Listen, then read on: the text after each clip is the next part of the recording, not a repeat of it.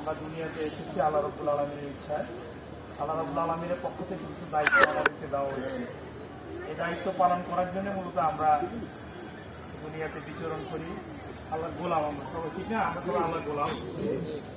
আজকের এখানে ব্যাডমিন্টন টুর্নামেন্টে অবশ্যই আমি অনুভব করতেছি খুব ভালো একটা খেলা হয়েছে, থাকতে পারলে ভালো হইতো।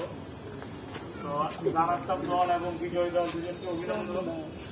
আর বিশেষ করে মূলত সাগরতা অঞ্চল, এই অঞ্চলে মূলত একটা সাইড হয়ে যায় এবং অনেকদিন অবহেলিতই ছিল ধরতে গেলে। তো যেহেতু এখান থেকে আপনারা খেলার মতো একটা টুর্নামেন্টের মতো একটা আয়োজন করতে পেরেছেন, তো আপনাদেরকে অবশ্যই অভিনন্দন। আর মূলত এখানে অনেক জনবসতি চলে আসছে এখন। সকালবেলা বিশাল একটা বাজার বসে, অনেকগুলো মানুষের এখানে আনাগোনা, সামনে ডিউচেস, পাশে হচ্ছে বেগুনটিলা বস্তি বা ক্যাম্প। তো সবকিছু মিলে অনেক লোকারণ্য কিন্তু এই অঞ্চলটা।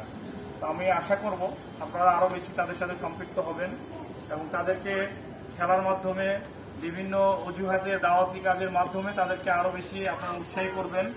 আর মূলত শ্রমিক কল্যাণ ফেডারেশন যেহেতু শ্রমজীবী মানুষের দিনে কাজ করে, তো আমরা সবাই আসলে কিন্তু অ্যাকচুয়ালি সবাই শ্রমিক, সবাই তো কোনো না কোনো পেশায় আমরা কাজ করি।